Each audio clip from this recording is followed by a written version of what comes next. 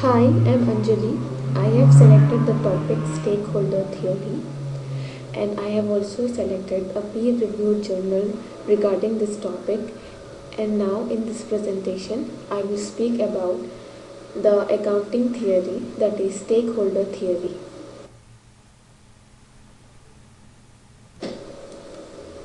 We all know that stakeholders are important to any organization.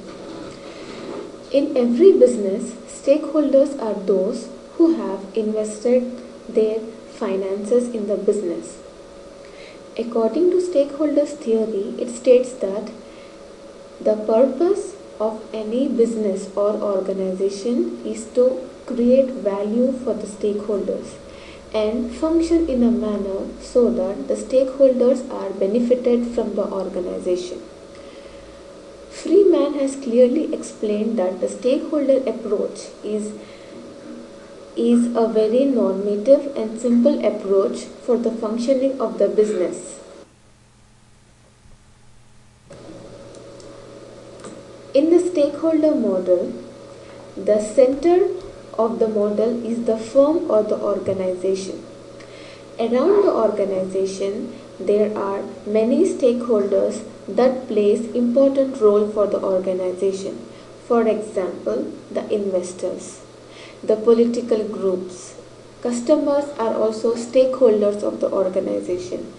The communities, the employees who work in the organization, the trade associations, suppliers, as well as the government in which the firm is acting.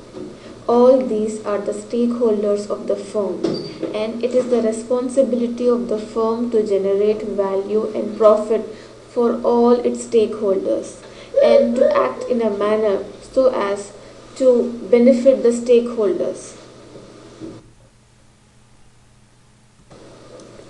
The model of stakeholders is explicitly contrasted with the model of input and output in all the variations of accounting theory. The analysis of stakeholders argue that all the groups or persons with legitimate interest, those who participate in the enterprise, and those who want to obtain benefits. Hence, the arrows that exist between the firm and its stakeholders are two-sided, they are bidirectional, which means that the firm derives benefits from its stakeholders as well as the stakeholders derive benefits from the firm. The relationship is two-sided. All the stakeholders are given the same size and shape in the diagram of stakeholder model. This indicates that all the stakeholders are equally important for the organization. Although all stakeholders are different and are applied in different settings, and they simultaneously affect the organization, it can be noted that in America the stakeholders are very important for the organization when compared to other countries.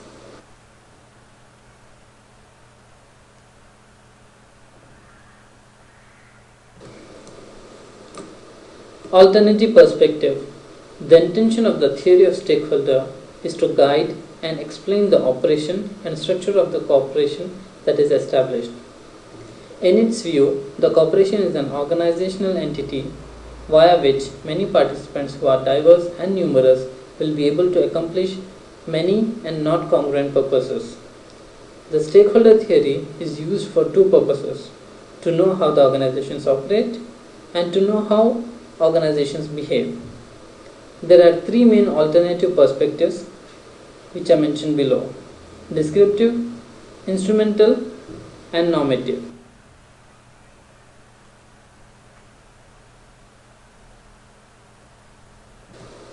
Descriptive, instrumental, and normative.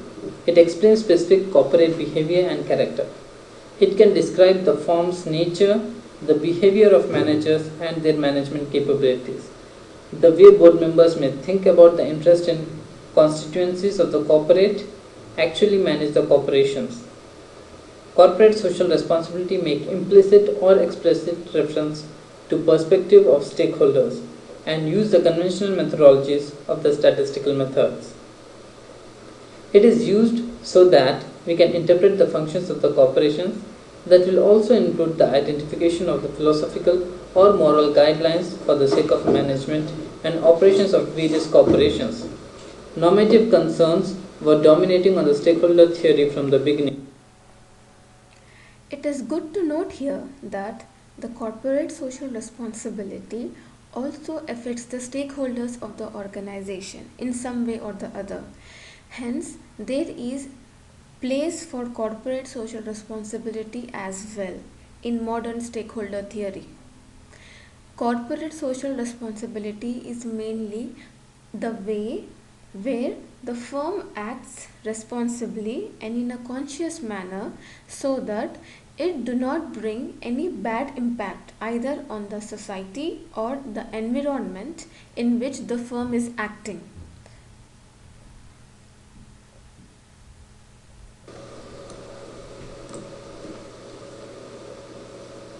Justifications.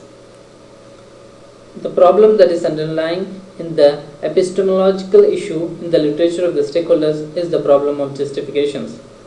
Why would anyone accept the theory of stakeholders to run their organization in contrast to their own theories?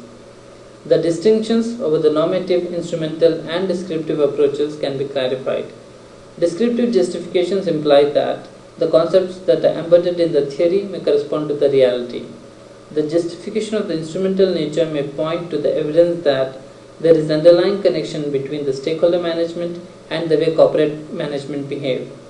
The normative approach to the stakeholder theory appealed about the group or individual rights, the utilitarianism, and social contrast.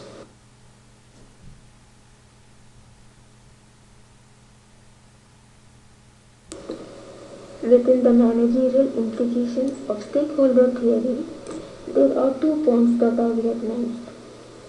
The first point is recognizing specific stakeholders and the stakes by other stakeholders and the managers.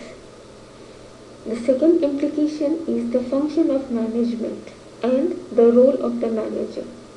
These two managerial implications will help the managers and the top management of the organization to decide how they will treat the stakeholders.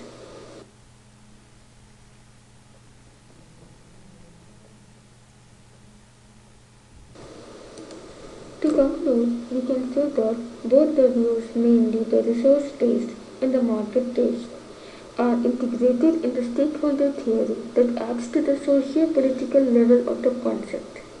In the normative theory of the identification of stakeholders, the most common approach is to define all the stakeholders.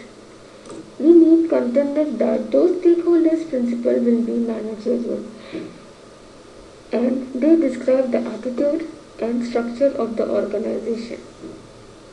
In any organization, all the stakeholders are important and they carry a purpose for the organization.